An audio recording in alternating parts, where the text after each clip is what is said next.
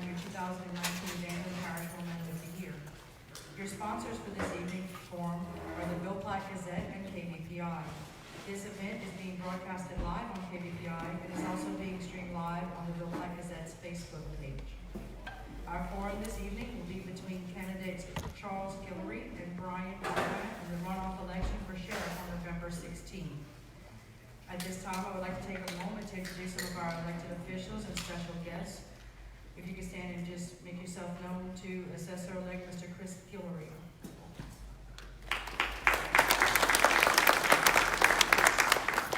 Your Senate District 28-elect Ms. Heather Cloud. Thank you for attending. The questions this evening will be asked by publisher Garland Foreman of the Platte Gazette and Mark Lane, the station manager of KBPI. Each candidate will have 2 minutes to answer the same question, and at the end of the question and answer session, each candidate will have 5 minutes to address the audience. We will now begin our question and answer session. Mr. Foreman, Mr. Lane.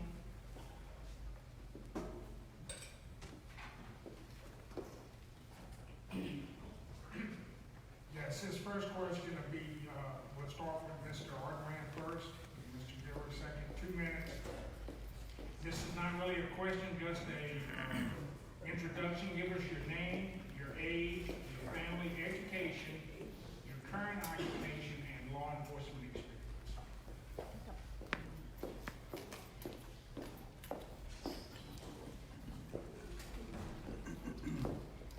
Hi everyone. First and foremost, let me thank you all for coming out today.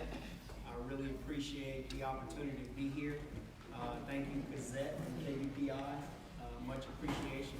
My name is Brian Ardwan. It's kind of awkward holding these two. My name is Brian Ardwan. To tell you a little bit about myself, I've been in law enforcement over 20 years. I'm probably the only candidate with real law enforcement experience. I've been married to my wife, Katrina, right at 20 years. And we have 4 sons. We live in the Mambo area, originally from Pine Prairie. I went to school and I started out at LSUE and kind of worked my way through school. I have a master's degree in criminal investigation. Been in law enforcement all my life. That's kind of all I know how to do. And I think that I would be the perfect candidate for Evangeline Parish.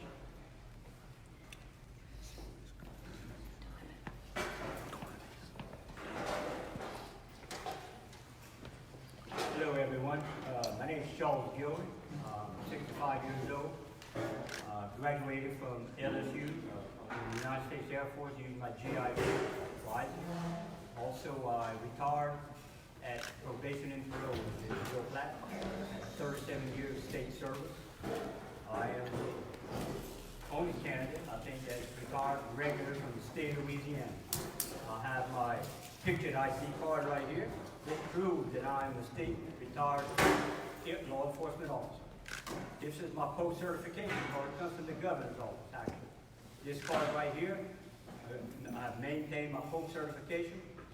I can carry a concealed weapon, and it says I am exempt from illegal carrying a firearm. So that also, I was a district administrator in my office for many years. I'm a proven manager.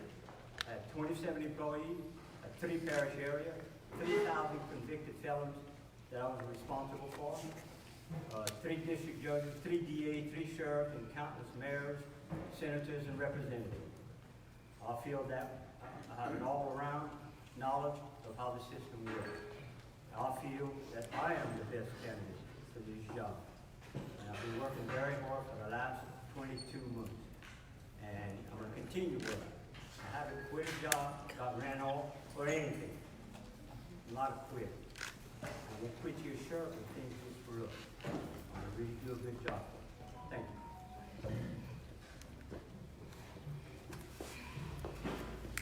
Okay, thank you very much. We're going to ask the very first question to our 2 candidates, beginning with Mr. Charles Guillory, and then after his response, we'll hear from Mr. Brian Ardwan.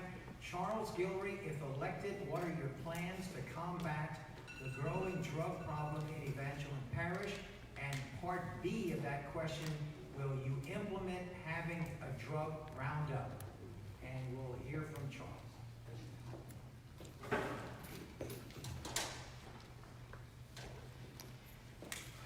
Yes, Mark.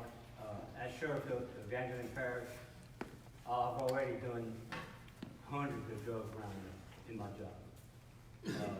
First, utmost, every crime is committed 90%, 95% is drug related. So, I'm trying to say, you stop the drug, you stop the crime. Can I get rid of all the drugs in the parish? No. I'm going to put a dent in it. I want to have a drug hotline, which people can call in. You know who's dealing with drugs. All of y'all. Your neighbors, you know all the traffic that goes to the house, you know who cooks, and who's pushing. It has to be stopped. I'm tired of it. They steal your stuff, and I'm sure you're tired of it too. And it goes a long way. You're gonna have to stop it. You have to work together. I can't do it by myself. That's why I went to hotline. You report who's doing drugs. All I want to know is the name and address, and your phone number won't be recorded. I want an aggressive, I call it drug task force. And with the drug task force, they're going to pursue drugs vigorously, illegal drugs. It's destroying our children. It's their future. And it has to stop. Anybody that push, deals, or cooks, they got to go to the penitentiary. I'm sorry. If everybody that's on drugs got to go to jail, no, they don't. And addiction is a terrible thing, and y'all know that. And they need help. If they want help, I'll get them some help. That's what I did at my office. We did a lot of rehabilitation, and if they don't want help, they go to jail. But still, it has to stop. Thank you. Okay, we'll hear from Mr. Vine. Thank you. So, there's a drug problem across the country. And if you look at the data, the war on drugs, we lost, which is why they kind of did away with a lot of the different programs that they've had. As far as our problem here in the parish, I mean, I think one of the biggest issues with the drug problem we have extend far beyond drug users. I think when you look at the issues we have with drugs, and you talk about a drug roundup, the reality of it is, I think it's connected to some form of what goes on in the home, and it's also connected to poverty. As far as ridding the community of drugs, you're foolish if you think that's going to happen. All right, if you look at the data, what you can do is you can start by attacking drugs by going through education. And you educate kids at a young age and prevent them from getting on drugs from the very beginning. Those that are on drugs and that are selling drugs right now, you get them a job and you cut them off. If that means them going to prison, then maybe that's what they need to do. I feel like the Lord uses people and uses institutions the way He needs to. All right, so some people won't stop unless they are in jail. Others have other means where they can be stopped and moved in a different direction. There's too many people that are in jail right now that have the ability to be successful, but have not been given the right opportunity. Whether it's not having the right home life, whether it's not having the right church home, whether it's not having the encouragement. And as far as the drug roundup, you got to have a place to put them. And who's going to pay for them? Right? Our drugs are over capacity right now. So before we start thinking about a drug roundup, we need to kind of think back at the real problem. Where are we going to put them? Are we going to pick them up and we're just going to leave them in jail? The jail is already overcrowded right now. All right? So we have a lot of things that we have to discuss, but I don't think we can make any real decisions right now without doing a careful evaluation of where we're at right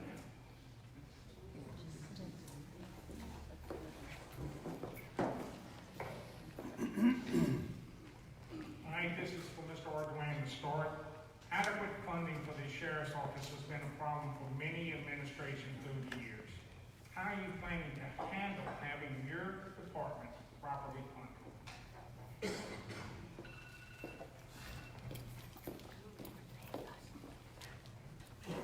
Thank you for the question. I think once I get in there, I'm gonna do a fiscal evaluation of the entire organization. I'm gonna talk to some of the employees. I'm gonna look at the budget. I'm gonna sit with the human resource director and kind of look at several different things that we can do to kind of revitalize the department. When you look at the number of employees and you look at the programs we have, listen, there's some things that we can implement right now to save. There's some things we can implement right now to generate money. If you write tickets on the interstate, which we have a portion of I-49, if you put an officer out there and you write 24 tickets a day, on average, which if you look at $200 per ticket for 24 tickets, over the course of about a year, you can generate about $1.5 to $1.7 million. Now that's not all profit. What's going to have to happen is you're going to have to actually pay your employees and pay other things that we need to kind of pay for. Another thing you can do is you can start a program through the universities. We're always talking about folks have education, but they don't have experience. Well, I have both.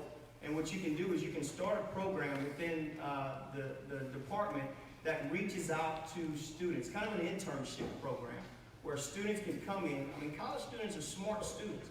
They can come in, they can learn to do the job, and you can evaluate them on how they can better serve their community. So those are the things I think we can do to try and generate funding. There's some things we can do internally to mitigate some expenses.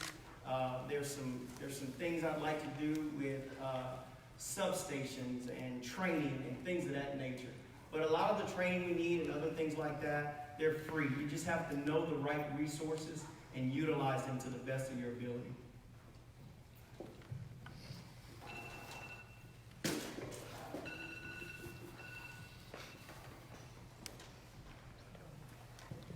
Okay, adequate funding is very, very important. First of all, have to gain financial stability. Do an assessment when I get there, and of course, as Brian said, I've been saying that from the beginning, when I first came out. My wife and I rode down I-49, 8 miles of I-49, exactly. And if you write citations, you have to run lace or special tickets. And the reason is, Sheriff's Department will get 80% of that ticket. Right now, if you just run traffic in Evangeline Parish, you're only getting 30%. The other share, 70% shared by the parish agencies. Y'all probably didn't even know that. So, I get 80% at the Sheriff's Department. District Attorney gets 20%. Now, with that said, then you can do the math. You write 200, if you have 2 patrolmen, 1 northbound, southbound, you need to have 2 patrolmen on I-49. And the reason that it is isolated. It's officer for officer safety. I'm big on that. So if one needs backup, he's right there. Then they can call for additional backup. So each one write 20 tickets a day. That's 40 tickets a day. Each of 20 times 5 days, 200 tickets a week times 4. 800 tickets a month. Time $200 on the average. $160,000 a month times 12. It's almost $2 million a year. If you cut it down to $150 a ticket, then that's $1.5 million a year. So it does work. Now, I also would like to collect my own fine, felony fine. You know who collects the felony fines right now? Probation and Parole, a state agency that doesn't collect the fine at all. So what you do, I want to take my own fine, create a work release reentry facility where I can put the inmates to work and I'll get a share of the money. Thank you. Okay, thank you very much. This next question goes first to Mr. Charles Gilroy. As sheriff, how would you address the growing problem on juvenile crime in the parish?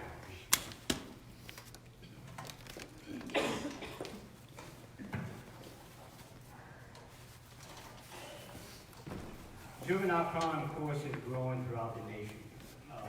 Louisiana did a lot of change in 2017 where juveniles cannot be charged as an adult anymore. So they're being used for illegal drugs, money laundering, and so forth.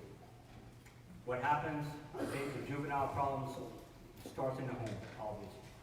If you have a broken home, then there's a lot of problems. A one-parent home, I had a one-parent home for many years. That was a long time ago. And my family came out okay.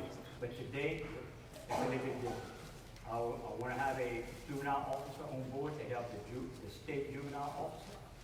And also, I would like to have a juvenile detention center. And you say, well, we're going to arrest the juvenile? Yes, we're going to arrest the juvenile. They break the law. They have to be arrested. Do they go to jail for the rest of their life? No.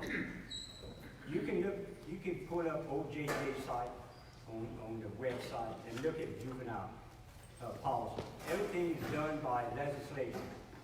And we do have a future senator in here that can look into that. There's only 3 facilities, secure care they call that, in the state of Louisiana that house juveniles. Is it needed? Yes, it is needed. Then they have a non-secure facility where they can put them in housing that is contracted out. And what they do an assessment to see where the child fits. Because some children, like adults, cannot be changed. Some is going to, 20% cannot help. I'm talking about adults. 80% you can help. So the juvenile facility, of course, I like to have one in the parish and to house juveniles, even temporarily. They need to be put somewhere sometimes. They don't know that.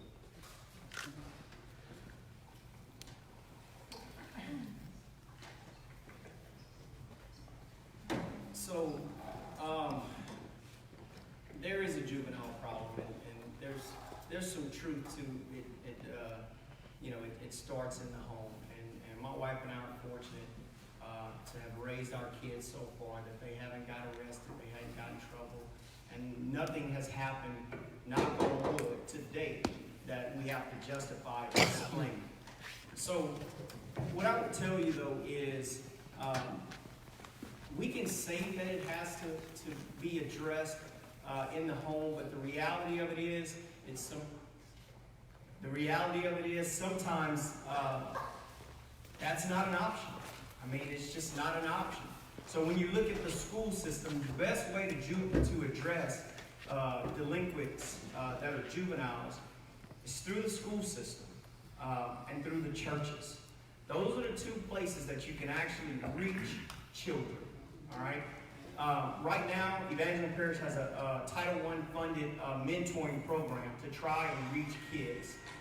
They come out. These are people in the community, church folks that come out into the school system and try and mentor those children.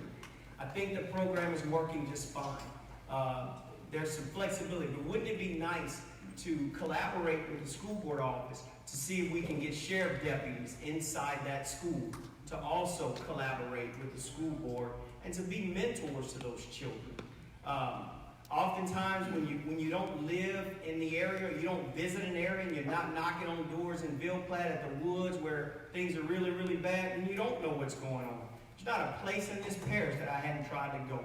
I've gone from Lake Home to some of the roughest places, so they say, in our parish. And I've met every person that I could possibly meet. So when it comes to juveniles, the reality of it is we need to be good mentors.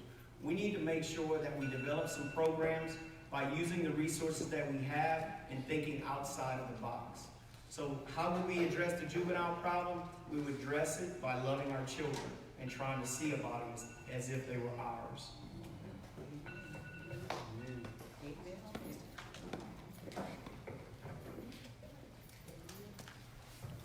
All right, we'll start with Mr. Artwan here. As members of the news media, we would want to and need to keep our listeners and readers informed of crimes being committed in Evangeline Parish. What will you do, and what are your plans to keep the residents of Evangeline Parish informed of crimes being committed?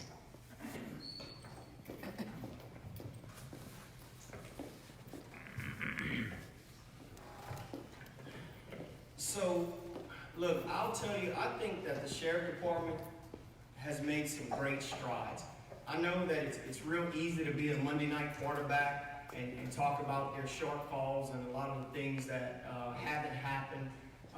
What I will tell you is I think we need to work on bridging the gap when it comes to communication.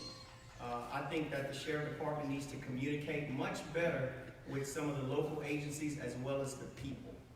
I think that if we establish some type of Crime Stoppers, I think it would be great to establish a Facebook page and a Twitter with the Sheriff Department. I think right now what's happening is we're living in the 18th century, right? I think that there's so many people out there that refuses to use a computer, or refuses to use an iPhone. And I'll tell you folks, our children are leaps and bounds ahead of us when it comes to technology. So we really need to get on board. And if you want to communicate with people, you need to get on board with technology. We need to establish some things, things that can be utilized, whether it be for communication, upgrading radio system, and maybe having a public affairs officer within the sheriff's office that'll go out and meet the people and talk to people. I like to say I'd love to have some ambassadors of the sheriff's office, just out in the community, talking with people. I think they would do it for free, because I believe that they love Evangeline Parish as much as I do. All right? Right now, we lead the state in the suicide rate. We lead the state. When we're talking about building jails, have you guys ever considered maybe we need a mental health facility also? Maybe when it's your kid, you'll consider that. But what I would tell you is, that's why I say we need to love our children. That's why I say we need to love our people. And that's why I believe that communication is one of the keys. It's one of the keys to moving us forward. Not just with the people, but with also the sheriff employees. Thank you.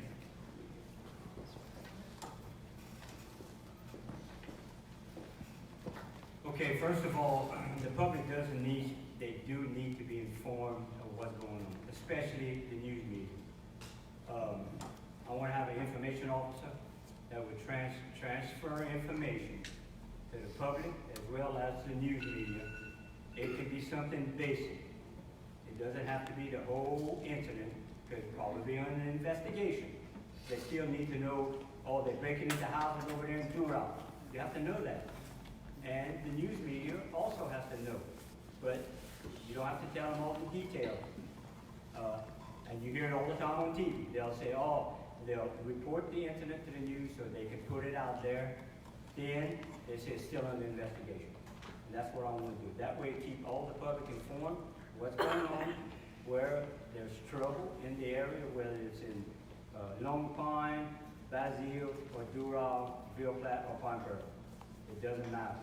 That way, you'll be keeping an eye out. Also, I'm going to be real big on neighborhood watches. I really believe that one of the keys, because in the neighborhood, how many eyes are in here? A lot. Y'all can see, and everybody from different parts of the parish, y'all be able to see what's going on. And that's what we need. That way, y'all, but you gotta have some training, neighborhood watch training. Because some people pull out the guns and everything else. You have to know your limitations. Remember, if you do something, you're responsible. You shoot that weapon, you're responsible where the bullet goes. So, I want to have an information officer that informs the public at all times, and also the news media, which everybody's going to work together. Small parish just like a news media. We want to make it safer for everybody. And that's the bottom line. Protect and serve.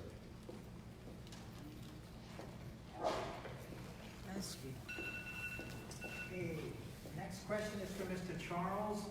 What new technologies will you implement as the sheriff in Evangeline Parish?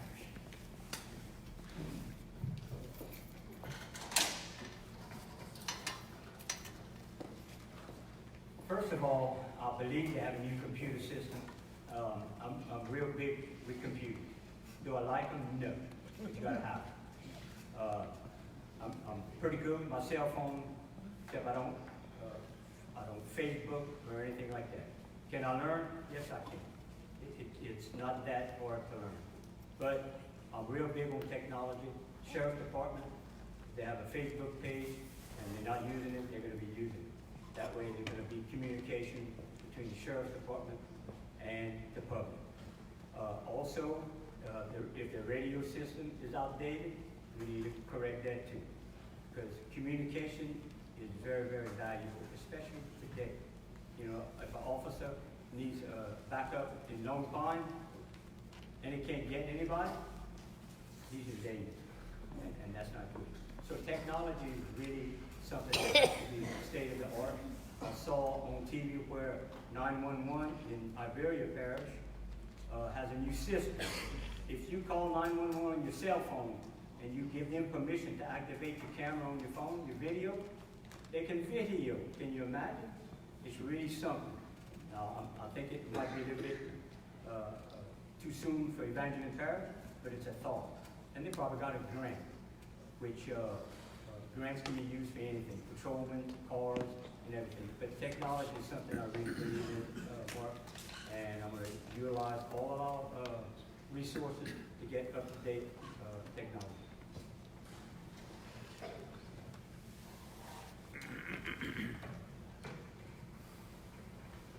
So, as I mentioned before, I think that in the new day and age, technology so far is cutting edge, right?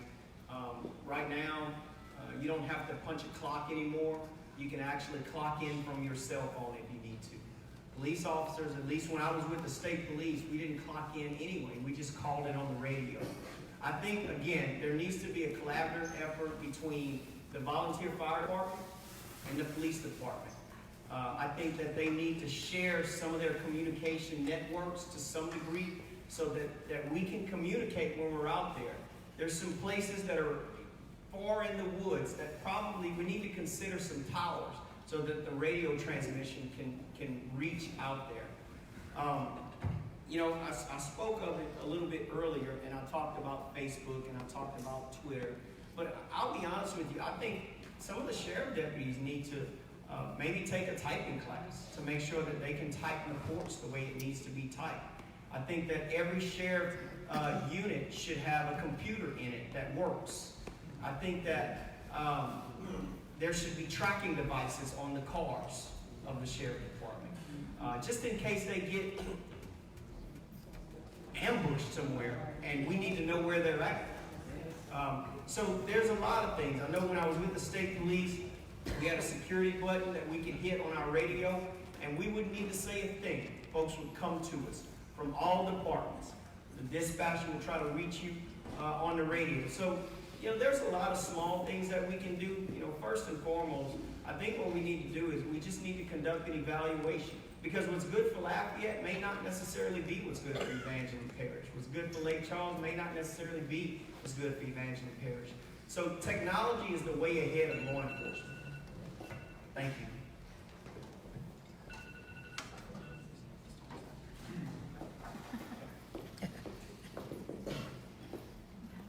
All right, we'll start with Mr. Artman on this one. Address the domestic violence problem and possible human trafficking in the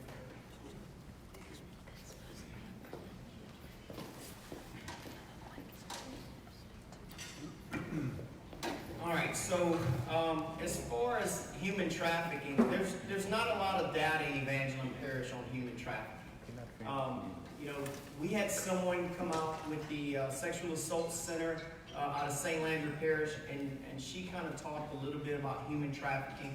I'm not saying it doesn't exist, I'm just saying that there's not a lot of data in it. And oftentimes people think human trafficking is when you load somebody up and you bus them from one part of the country to another. That's a small piece of it, but there's a lot more to human trafficking that involves solicitation to young kids for sex or something to that measure. How do we address it? Again, folks, I believe that our future is our children. Most of us here are going to be okay. We've lived a pretty good life, most of us. But we have to make sure that we instill in our children the rights and wrongs. And what I see oftentimes is, I see what's happening right now is what's popular, it's becoming right when it's actually wrong. So we have to really get ahead of that kind of stuff. The domestic violence problem that we have in our area, You know, I think that there should be a men's shelter and a women's shelter here in Evangeline Parish. And I think that if you work with some of the churches around the parish, I think they would be happy to assist with that. Right now, if a woman gets beat up or a man gets beat up, I don't know where they go. I haven't heard where they go. I don't know what we do with them, right? And if I don't know, should I know? Absolutely. Should a woman that gets beat up know? Absolutely. You know, what about a kid that gets abused? Absolutely. So I think that, again, through school, you can spread that information, because you might be able to not go to church, but it's against the law not to go to school. So you have to be in school. And I think that's one of the ways we can remedy and educate young people and old through domestic violence and human trafficking.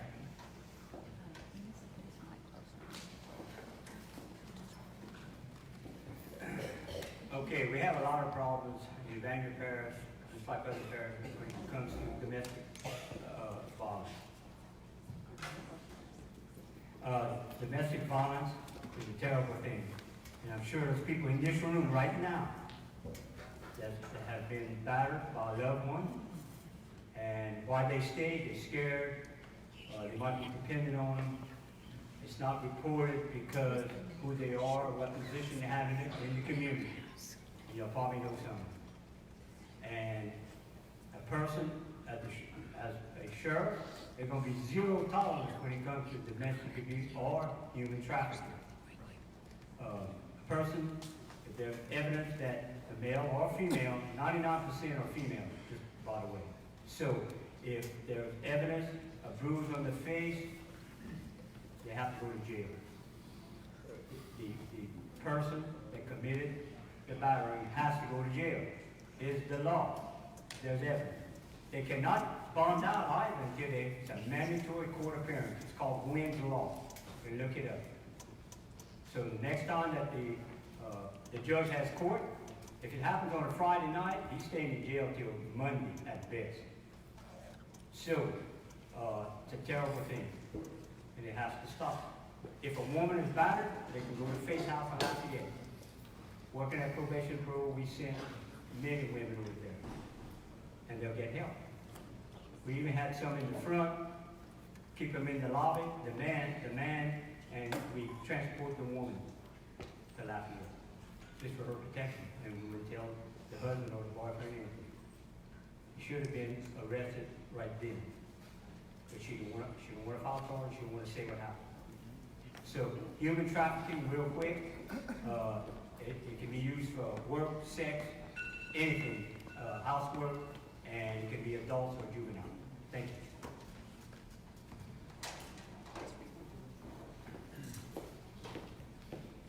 Okay, next question going out to Mr. Charles.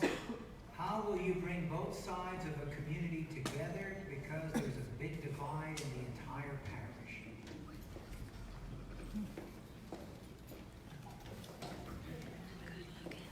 Okay, Mark, I agree with that question. There is a big divide. And for what reasons, I really don't think that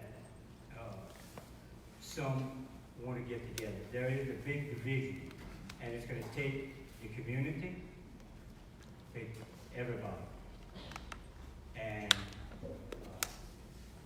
there's a lot of functions that we go to, a lot of functions that were formed in Ville, Platte. And sometimes it's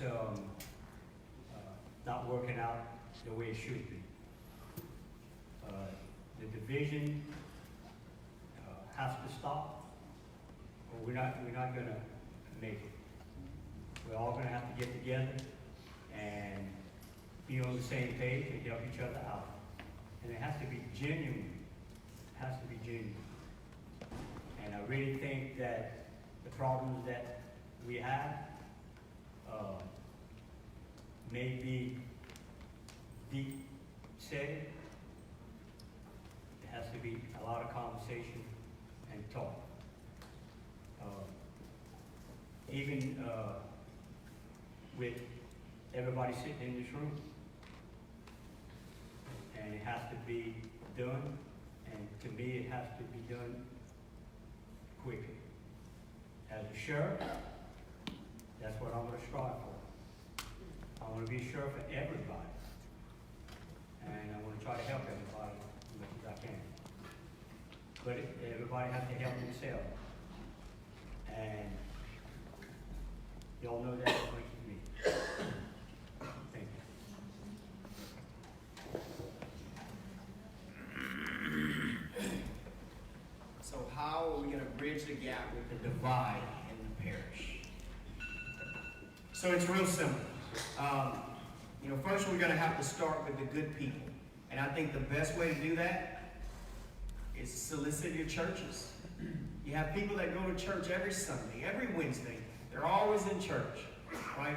Ministers will have to assist in that effort. They have to. It's their calling, bringing people together. As far as children, our children are already together. They play together.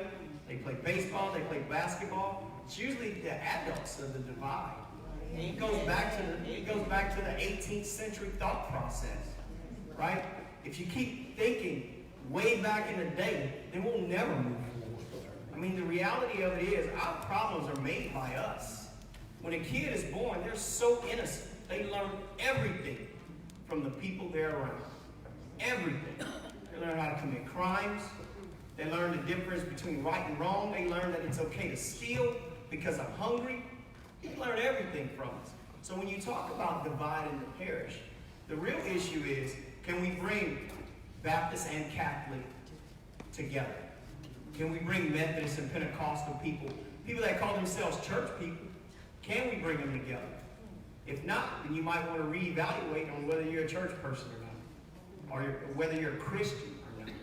So I think that's, as far as the police and bringing folks together with the police officers, I mean, we just need to talk to folks. Sometimes I think, and look, I was a young officer myself, but sometimes I think when we first become police officers, that badge is so heavy and so big, we think that that's all people see. Listen, just like preachers make mistakes, police officers make mistakes, right? We're all human here. And so bridging the gap is nothing more than trying to have understanding for one another. But you got to communicate. You can't get mad and not say anything. So that's how we bridge the gap. We allow people to be loved and share love with them. Thank you.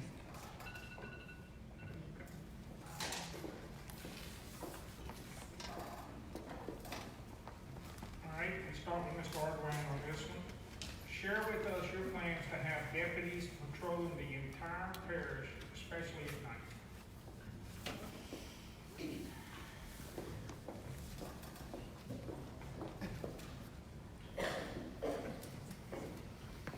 So, as I said before, I think the sheriff's office is moving in the right direction with what they're doing.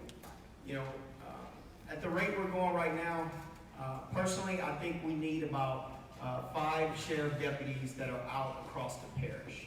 I think you should have somebody working some traffic. I think you should have just regular patrolmen out there taking calls, and I think you should have a supervisor out there. But listen, I also believe that, and again, I know in the old days the sheriff probably didn't go out there and patrol with his deputy. But if you're going to lead, you need to lead by example, just like we do with our children, right? Some of our children raise so much hell because we raise them, right? You have to lead by example.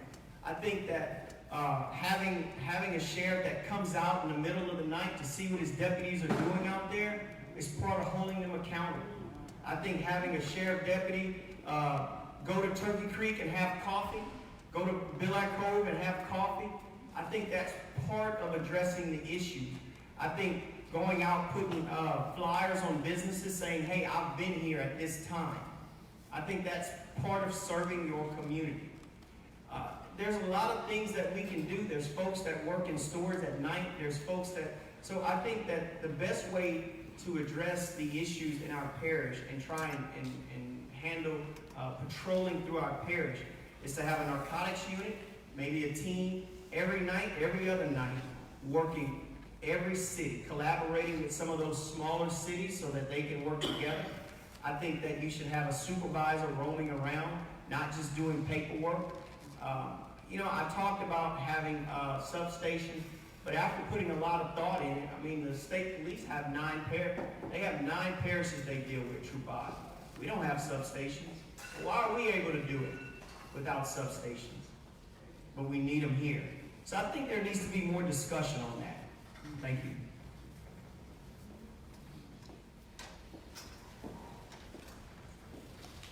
Okay, adequate patrol. I've answered some of those questions in the newspaper. I want to split the parish up into 4 zones, north, south, east, and west. The patrolman in each zone. Need a 5th patrolman, of course, to be the supervisor, lieutenant, who's going to give all the orders. If they need backup in the north zone, he'll make that decision, or he can go himself. Also, I'd like to have a traffic division. All they're going to do is run traffic, keep the roadway safe. You don't want people going down the road 80 miles an hour. And so I need that traffic division. They can run traffic on I-49, they can run traffic, watch school zones, seat belts. They can do roadblocks and do driver's license checks, insurance checks, and inspections checks. I'll buy insurance. Everybody in here probably buys insurance. I think everybody has their car that's inspected. I don't even think they do that anymore, but it needs to be done. Also, I'll be in agreement of substations, and the reason is the response time to get to Lake Cove, Lone Pine, Bazille. And if you had a substation in Turkey Creek, probably wouldn't cost much. I could utilize maybe the city hall, but I did not talk to the mayor. So, the substation could be there. You can patrol in the north. If you're in your zone, you stay in your zone. You do not leave the zone. So if you're in the north zone, you stay there and you patrol. So you could come back to the substation and rest, do your paperwork, and if they need you, you can go. You could get to Lake Cove in 10 minutes from Turkey Creek, and also Clearwater. So that way you would protect the citizens, and that's what we're there for: protect and serve. Thank you.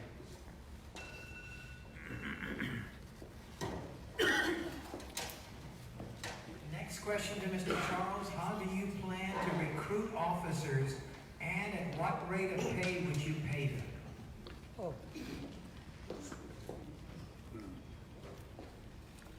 Good question, Mark. To adequately recruit and retain officers, you'd have to pay them, the starting pay would have to at least be $14 an hour.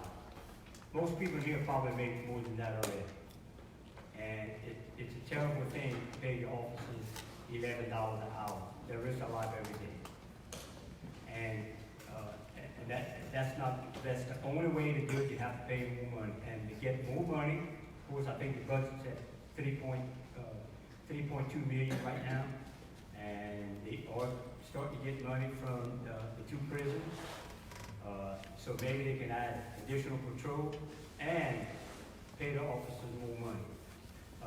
You pay them more money, guess what? You retain them and you recruit better officers. That's what you want. You have better officers, they do a better job, and it goes a long way. It makes the sheriff's department more efficient, and also the officers' training is very important. They need to be trained. If you have additional revenue, some training is free. The more you train your officers, the better they become. So recruiting them, it can be a different way. I used to do it all the time in my office. You want to have a diversity in your department because of the community. You want to have, it's not a quota by all means, but you do want to employ minorities. And the way you recruit minorities, you use the minorities that's already hired with your department. They might know somebody. Judge Harris in St. Edward Parish used to call me all the time. He had somebody that he wanted me to hire.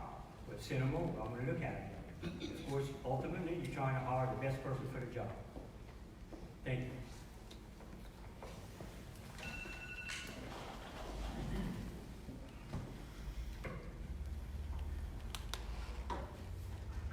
So I think all deputies should be paid $100 an hour. So here's the reality. I don't want to sit here without actually looking at the budget and just conducting a fair evaluation of kind of where we're at. You know, I can tell you that I'd like to pay you $15 an hour or $18 an hour, but the reality of it is I really don't know. I mean, if you want to know what I'd like, I can tell you what I'd like. I'd like them to make $100 an hour because I think that they serve such a great purpose as teachers do that without them, I think we would have chaos. So I think that there's some other things that you can do in the department to incentivize our sheriff deputies. I think allowing them to take a unit home is part of incentivizing them. I think that if you can, and look, I'm a big fan of trying to work with other departments and other businesses in the community. Maybe we can allow them to conduct overtime at some of the banks like the marshal's office do, which would in turn get them paid about $20 an hour as opposed to $14 or $15 an hour. I think that there's probably some things we could do with a resource officer program in the schools where we can draw money through grants and other ways for resource officers. How am I going to hire them? How am I going to recruit them? Well, I'll tell you, there's no one that knows law enforcement and what's needed better than me. Somebody that has actually conducted traffic stops, thousands of traffic stops on the highway. Somebody that worked in narcotics. Several ways you can do it. You know, and you talk about, you know, what type of department you want. I just want good men and women. And yeah, I said women because I believe women serve just as good of a purpose as a police officer as a man does. In fact, she can probably defuse situations a little bit better when it comes to children. They see her as a mother hen. So I think recruitment is something that we need to discuss a little further. And 2 minutes is not a very long time. So see me after this.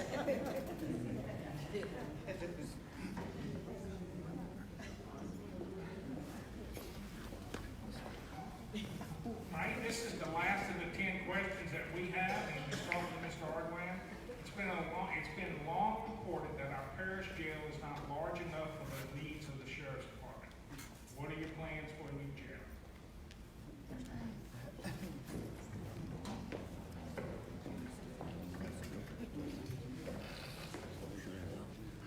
So that seems like it's been kind of the $1 million question, you know, the jail.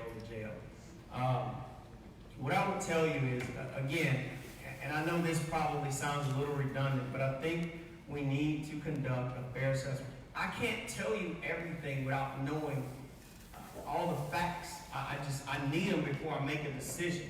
What I would tell you that I know about the jail, currently right now, I think it's over capacity. It holds about 72 inmates. Most of those inmates are awaiting trial, so we talk about putting inmates to work and doing, that's illegal. A man is innocent until proven guilty.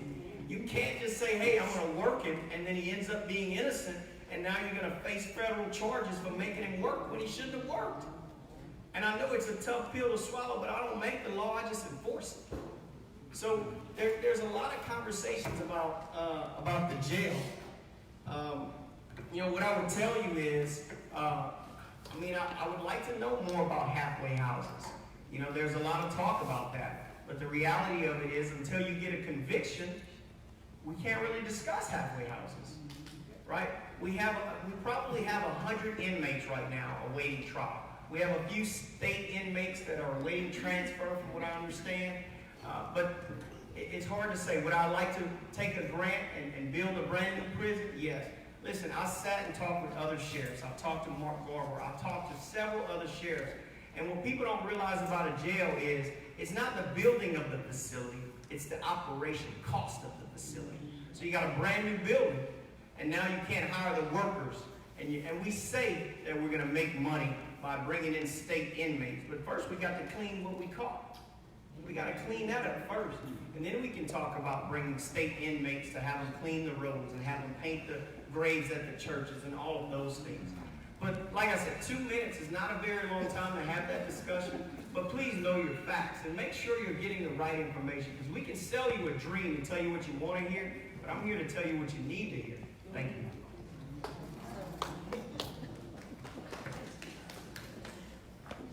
Okay, we do need a new jail, definitely. The one we have is outdated. And anybody, I'm sure, can go over there and talk to the police or anybody, and y'all can, it stinks in there. I've been there a lot of times. We need a new jail. People get arrested. They break the law, they gotta get arrested. I'm sorry.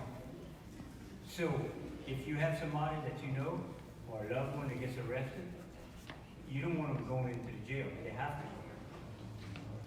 A new jail is needed.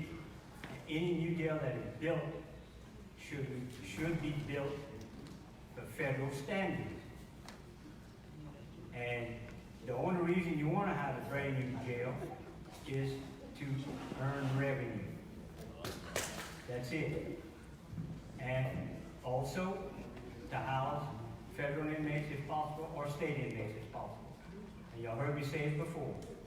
ICE inmates pay $88 a day, BOP inmates pay $77 a day, and state inmates pay $25.89 a day. So which one you want to house? If you're the sheriff, you're also an administrator, try to make money. It's a business, it's a law enforcement agency, and it's a correctional facility, all at the same time. So why not make the best of it? You have new, additional revenue to run your department, better pay for the officers. Also, you can hire correctional officers and pay them better also. So any facility that's being built should be built for the highest standards possible. If you build a new jail and it's only for parish prisoners, then DOC, state DOC inmates have a certain standard, as federal DOC have a certain standard. So if you build a jail, just go ahead and build it with the highest standard. Thank you.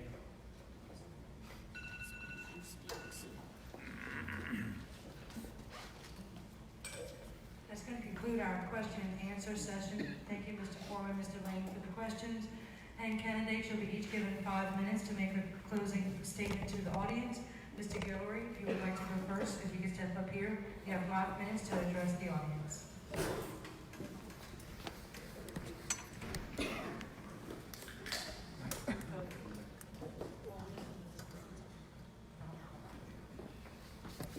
Okay, again, my name is Charles R. Gilroy. I am a candidate for sheriff in Benjamin Parish.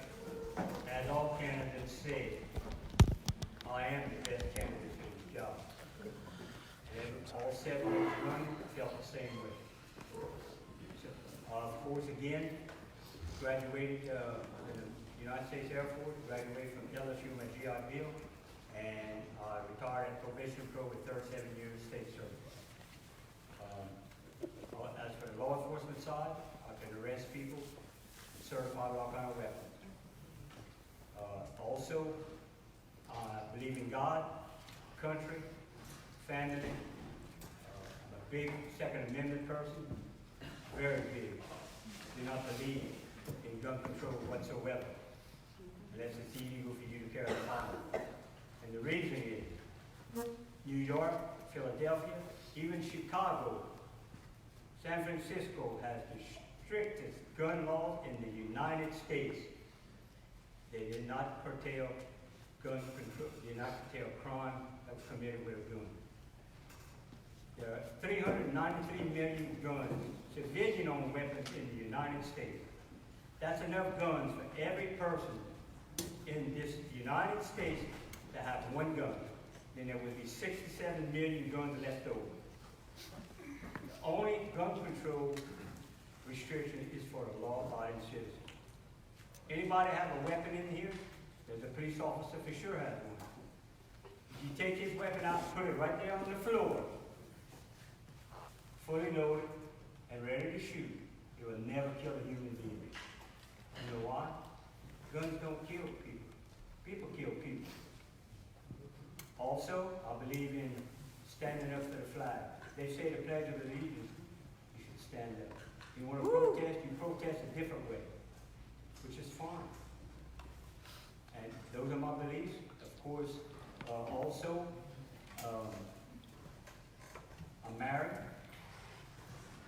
Pam Ortland, for 43 years.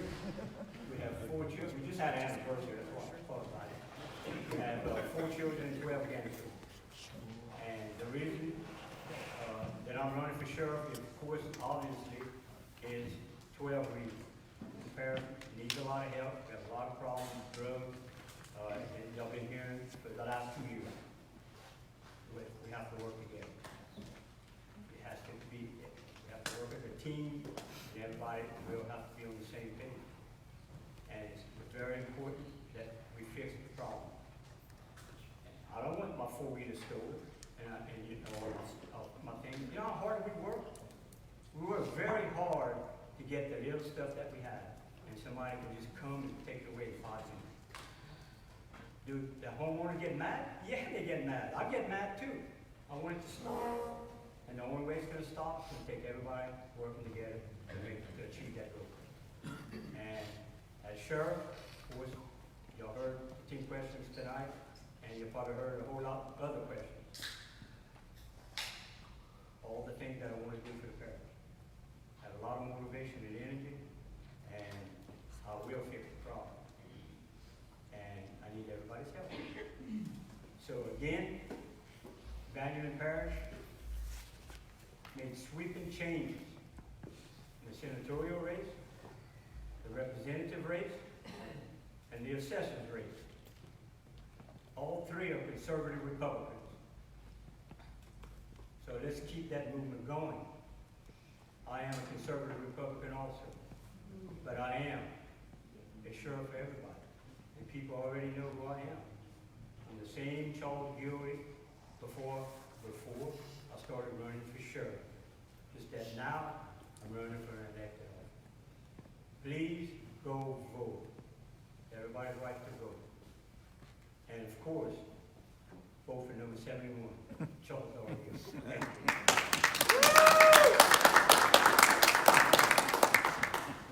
Thank you, Mr. Gilroy. Mr. Ardman, your 5 minutes. Speak to the audience.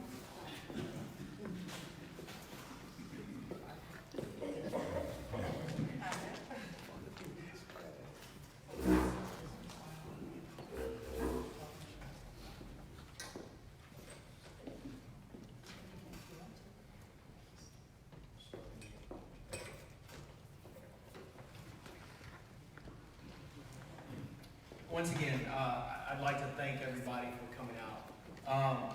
Listen, me and my opponent could not be more different. The choices that we have to make over the next few weeks are significant. And it should not be about popularity. It should not be about party. It should not be about anything other than what is best for Evangeline Parish. And not some of Evangeline Parish, but all of Evangeline Parish. You all know me. Some of you watched me brought up. Grew up in Pine Prairie. Walked home from practice because my mom didn't have a car. I'm a product of a single parent. I mean, that's just where I am. If you would have told me 42 years ago if I would be standing here, I would have told you no. I'm the only candidate with real law enforcement experience. And I'm the only candidate that has the courage to stand up, no matter if it's the state police, the governor himself.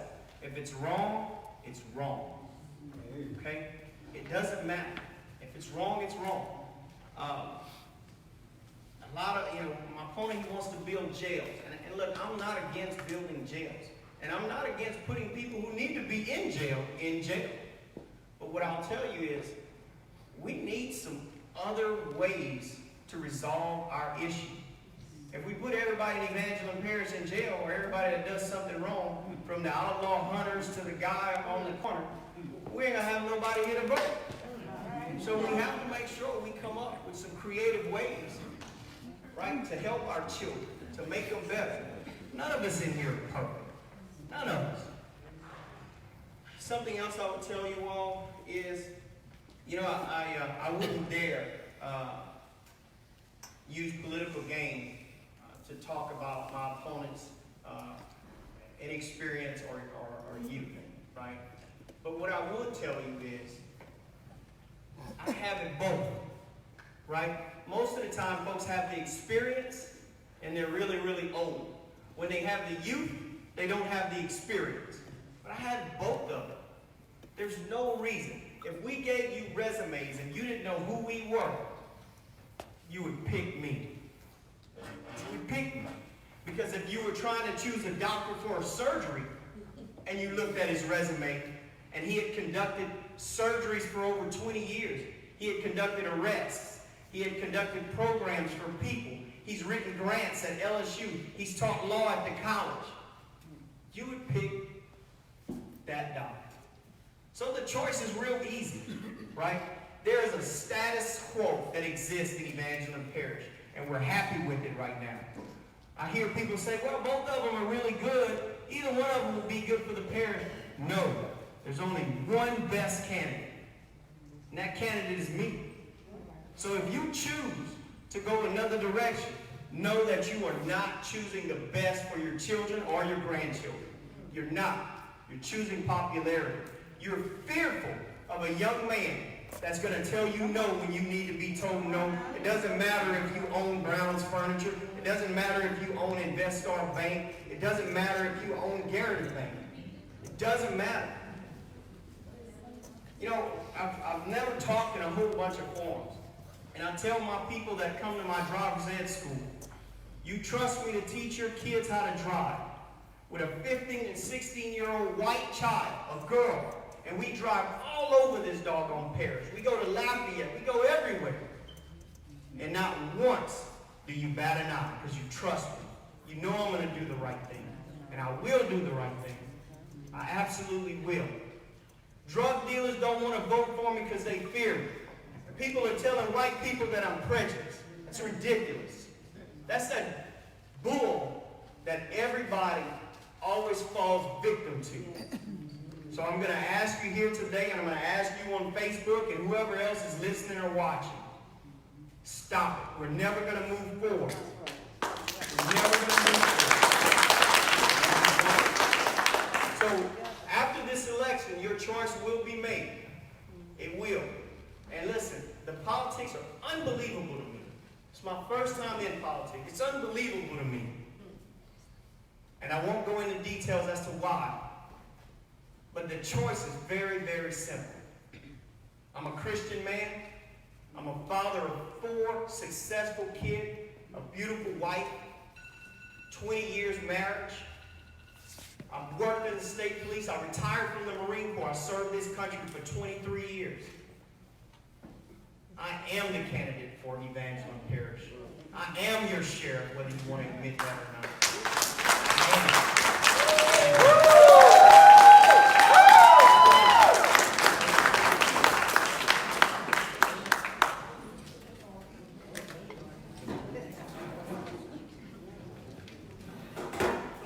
All right, we'd like to thank the candidates for all the questions and answers and their final statements.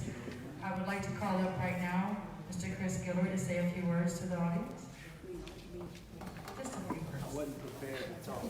He didn't prepare a speech. I'll make it easy for you. Give me a minute. Okay. Okay, again, in 1 minute, I'm just going to say this. Thank you. I think I've done a decent job at thanking everyone, putting the thank yous out there in the newspapers, the radio, the Gazette, different on my sign locations. But if I haven't told you thank you from every community in this parish, I want to thank you because I value every vote the same. So thank you all very much. I'll say this about those 5,000 people who I didn't get your support. I'll tell you this, I'm going to fight for you and work for you as hard as I'm going to work for those who supported me. And over the course of my service to Evangeline Parish, I hope not only to gain your vote also, but your respect. Thank you all very much.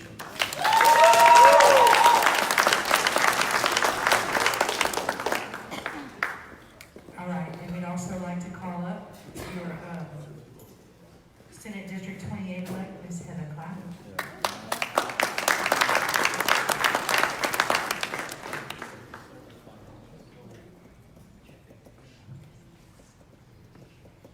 Hi there.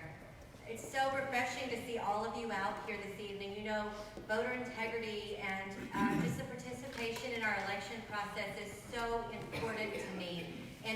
all of you here, just being here to be an informed voter, that means a lot. And everybody that's watching on Facebook right now, you're doing it right because you're informing yourself and your family. And I know that you're going to cast your vote. Early voting's going on now. And we know Election Day is right around the corner. So do your due diligence. It's a blood-bought freedom. Don't forsake it. Exercise it. So I want to just commend both of our candidates here. I've known Mr. Charles Guillory my entire life.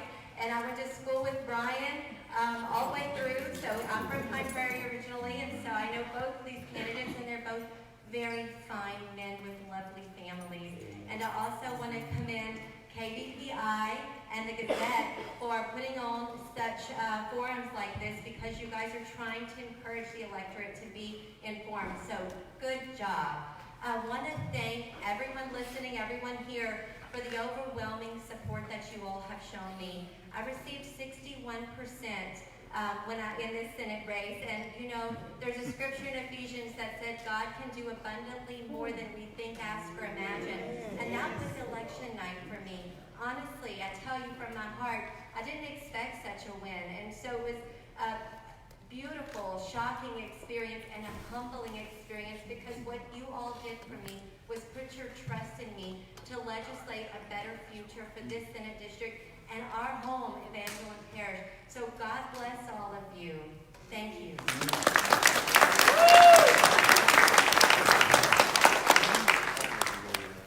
All right, just to wrap up a few things, we want to thank our donors for tonight: Paul's Meat Market, Champagne's, Teats Grocery, T-Boys, B&S, Joe's Diner of Pine Prairie, Subway, Miss Rhonda Butler, City Refrigeration, Ace Hardware, and the Louisiana Cotton Festival. Do not forget that early voting is going on right now until Saturday, so please use your voice, get out there and vote. You can make a difference if you make the vote. This will conclude our political forum. We hope that we've answered your questions this evening and provided you with more information to make your choice for sheriff. Special thanks to our candidates, Mr. Charles Guillory and Mr. Brian Argument. How about a round of applause for all their hard work?